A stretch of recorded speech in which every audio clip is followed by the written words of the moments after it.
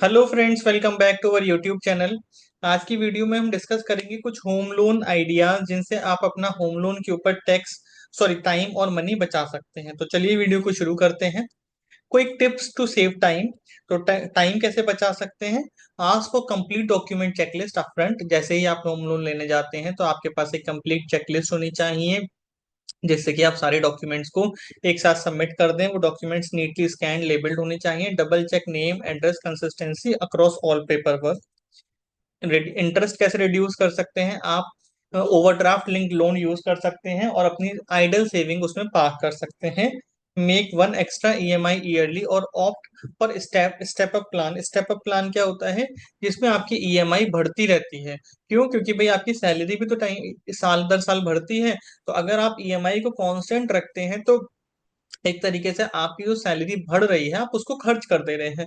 तो आपकी step up EMI होने से क्या होता है कि जो आपकी सैलरी में चेंज आएगा, थोड़ा सा आप ईएमआई में ज्यादा पे कर देंगे तो आपका लोन जल्दी क्लोज हो जाएगा, इंटरेस्ट कम हो जाएगा।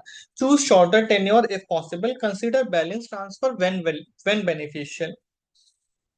Private versus PSU bank, how to choose? Private bank में क्या होता है, प्रोसेसिंग फास्टर होती है लेकिन इंटरेस्ट रेट हायर होता है। पीएसयू बैंक की प्रोसेसिंग स्लोअर होती है लेकिन इंटरेस्ट रेट लोअर होता है। If your property's on bank pre approve loan list, processing is quicker. क्या क्या डॉक्यूमेंट्स आपको चाहिए होते हैं? Aadhaar, PAN, address proof. Income proof में आपको 3 से 6 महीने की सैलरी स्लिप, 2 साल की आईटीआर, 6 मंथ्स का bank statement, joining letter, company ID. Property document में बिल्डर की agreement to sale, allotment letter, demand letter, cost breakup sheet. Resale का केस है तो chain of agreement, sales deed, tax paid receipt. Cost saving है क्या है? Compare interest rates across bank, negotiate if you have a better credit score, ask for waivers on processing and admin fees.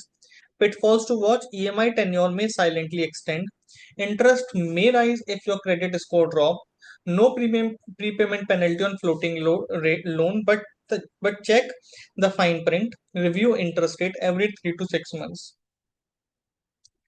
जैसे कि home loan है तो भैया home loan अगर आपको 50 लाख रुपए का मिलता है तो उसकी कॉस्ट ब्रेकअप क्या होती है? उसमें प्रोसेसिंग फीस भी लगती है, लीगल एंड वैल्यूएशन चार्जेस भी लगते हैं, स्टैम्प ड्यूटी भी लगती है, तो इतनी 34,500 रुपए तक की कॉस्ट आ सकती है। Conclusion: plan ahead, stay informed, and negotiate smartly. Use these hacks to avoid surprises and reduce your financial burden. You may also subscribe to our YouTube channel at the rate Personal Tax, जहाँ पर हम आपके लिए personal finance, personal tax की tip देते रहते हैं और आप अपनी मनी सेविंग कर सकते हैं हमारे चैनल पर ट्यून्ड इन रह करके। Thank you very much. अगर आपकी कोई भी होम लोन की क्वेरी है आप ड्रॉप कमेंट बॉक्स में डाल सकते हैं, हम उनको सबको रिजॉल्व करने की पूरी कोशिश करेंगे। Thank you very much.